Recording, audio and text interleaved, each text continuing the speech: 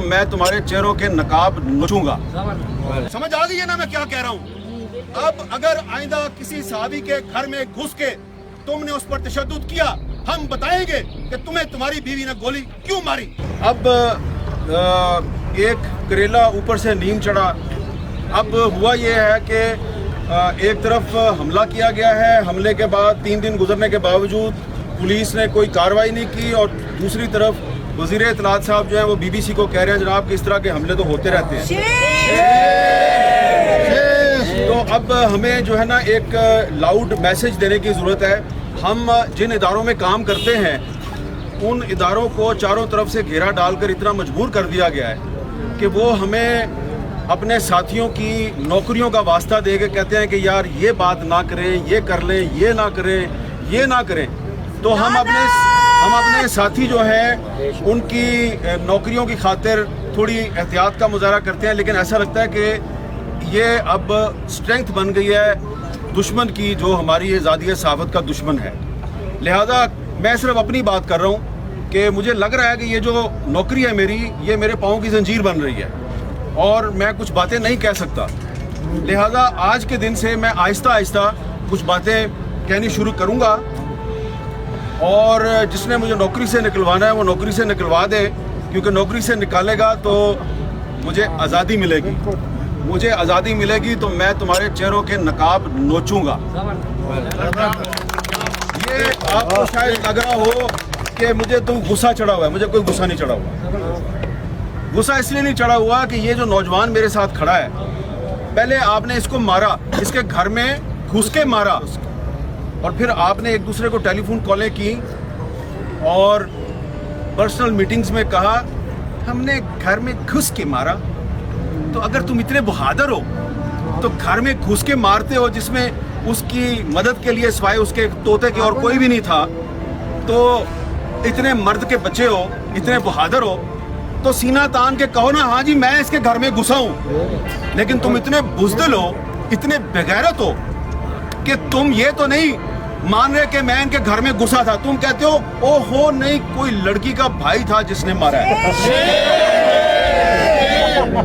तो क्योंकि एक बहुत बेगैरत और बुज़दिल दुश्मन से वास्ता पड़ा है, तो इसलिए वो समझता है कि मेरा पता नहीं चलेगा, मैं नामालूम हूँ। तुम कोई नामालूम नहीं हो, तुम्हारा पता है मैं तुम कौन हो। जो भाई था वो इसका भी भाई नहीं, लड़की के भाई का नहीं पता मुझे, लड़की की माँ का पता है, उसका नाम जनरल रानी है। लड़की की माँ का नाम है जनरल रानी, जिसका डायरेक्ट ताल्लुक होता है chief of the army staff के साथ। ठीक है, आप तसल्ली होगी आपको जी। तो ये भी एक झलकी आपको बता दिया है कि और भी जनरल रानी है, उनका भी नाम बताएंगे हम। पॉलिटिकल असाइलम तो तुम्हारे बाप परवेज मुशर्रफ ने लिया, जो चूहे की तरह इस मुल्क को छोड़ के भाग गया। इसके बैंक अकाउंट्स चेक करवाओ, असद तूर के बैंक अकाउंट्स चेक करवाओ, और परवेज मुशर्रफ के बैंक अकाउंट्स भी चेक करवाओ। पता चल जाएगा कि गैर मुल्की ताकतों से फंडिंग किसको मिलती है। तुमने इससे नारा लगवाया इजराइल मुर्दाबाद, इसलिए कि तुम्हारी दाढ़ी में तिनका है, तुम चोर हो। तुम्हें पता है कि तुम हम लोगों के सामने बैठ के इसराइल के साथ सफारती ताल्लुकात की वकालत करते हो। जब तुम लोग पाकिस्तान के मीडिया को इजराइल के हक में एक नैरेटिव बनाने में नाकाम हो जाते हो, तुम देखते हो ये मीडिया तो हर वक्त इजराइल की मुखालफत ही करता रहता है, तुम्हें इस पे बड़ा गुस्सा आता है। तुम फिर कभी मतीउल्लाह जान को उठा लेते हो, कभी अबसार आलम को गोलियां मारते हो, कभी असद तूर को उठा के घर में घुस के मारते हो। फिर तुम्हारा एक और भी प्रॉब्लम है, तुम कहते हो जी हमारे टैंकों को जंग लग गया, हम लड़ नहीं सकते, इंडिया से दोस्ती कर लो। और मीडिया पे शिकवा होता है, मीडिया वालों तुम हम इंडिया से दोस्ती करना चाहते हैं, तुम हमारे साथ ताउन नहीं करते, तो तुम मीडिया को फेंटी लगाते हो। तो मीडिया जो है ये इंडिया के साथ दोस्ती में हमारे नए नैरेटिव जो है उसकी मदद नहीं कर रहा। तो इजराइल के मामले पर और इंडिया के मामले पर ये मीडिया जो है ये उस नैरेटिव पे खड़ा है जो पाकिस्तान के अवाम का नैरेटिव है, जो कायदे आज़म मोहम्मद अली जिन्ना का नैरेटिव है। हम उसी नैरेटिव पे खड़े रहेंगे।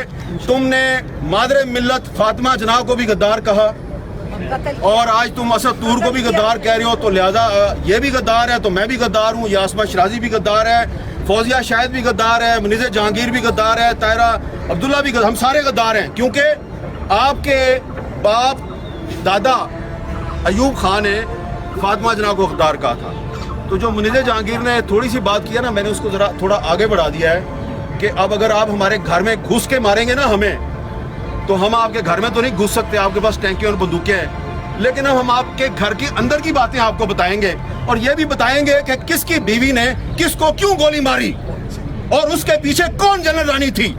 समझ आ गई है ना मैं क्या कह रहा हूँ?